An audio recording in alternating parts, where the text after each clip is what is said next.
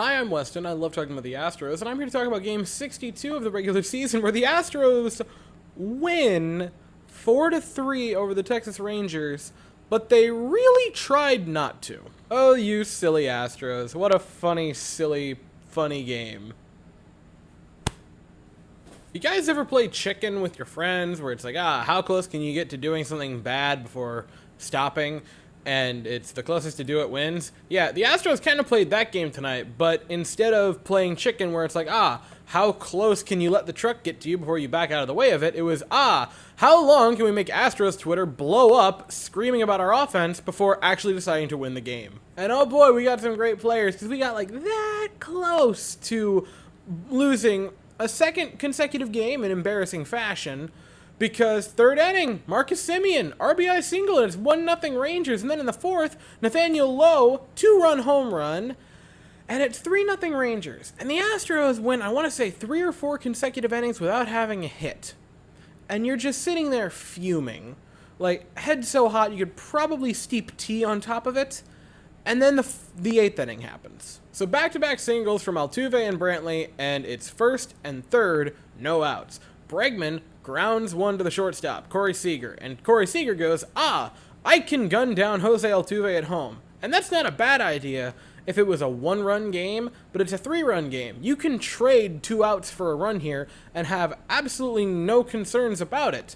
Instead, he goes home, and it very doesn't work because the return throw sails over his head, Altuve scores, and the Astros are in business. Because while Jordan does ground out, it's a productive out because the Astros score another run, and now it's 3-2. And then, as the memes say, if no one got me, Kyle Tucker got me. Kyle Tucker, a 2-run blast to give the Astros a 4-3 lead, which they would hold on to, but again, tried to gaslight us, because in the 9th inning, Cole Calhoun leadoff single from Ryan Presley. That's not what you want to see. Then luckily a double play by Sam Huff, but then a single by Nathaniel Lowe, and again the tying run's on base, but retired. Just a pop out to Altuve. I did not expect the series to be this stressful. All right, the offense wasn't great. Altuve had a base hit. Brantley had a pair of base hits. Bregman had that weird RBI thing. I don't even know what to talk about that. Yordan Alvarez, no hits, but did get an RBI and also had a pair of walks.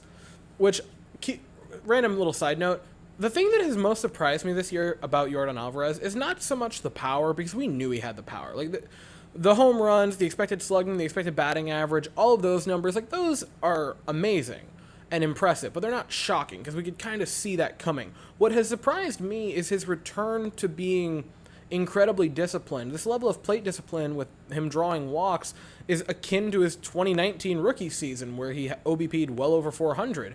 And then, last year he OBP'd, I want to say around like 350 or 360, which is still good, especially with all that power.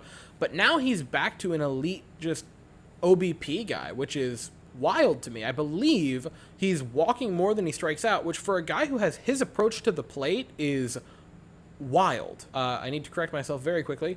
He is not walking more than he strikes out, 31 walks to 37 strikeouts, so still striking out just a hair more than he walks. But again, when it's that close, it's not bad, especially with all the power. But for reference, last season, 50 walks to 145 strikeouts over the 144 games he played last year.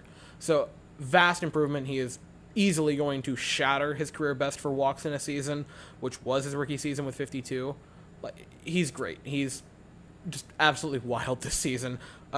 He's going to get a lot of MVP votes. He's probably going to be nominated, if we're being honest. And obviously Kyle Tucker had the massive home run to put us up in the 8th inning. All right, I've avoided it for about as long as I can. The pitching for this evening. Jose Urquidy wasn't good. He was fine.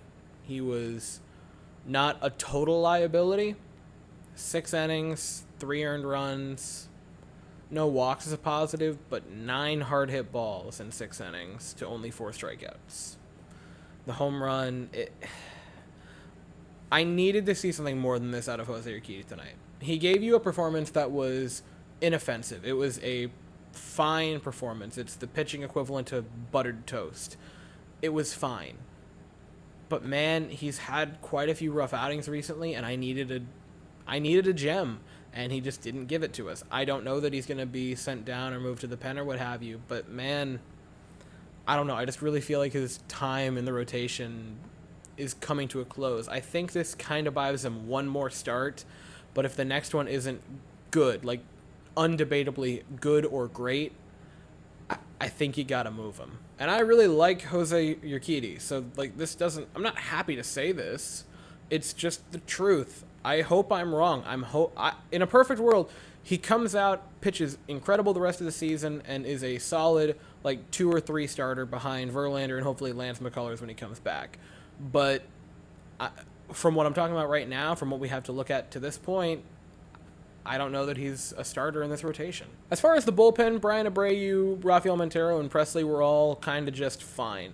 He gave up a couple of hard hit balls. Rafael Montero gave up a walk, which is not ideal in a hard hit ball, but none of it came back to bite us. The bullpen with 3 innings of scoreless baseball, just with a couple of hard hit baseballs and a walk sprinkled throughout there. But hey, no harm, no foul. And hey, we won in dramatic fashion, so we're going to completely ignore the 1 for 9 with runners in scoring position tonight and move on to tomorrow. Because we're back at it early tomorrow, 2:05 Eastern, an afternoon game. Oh, I'm so happy it's an afternoon game.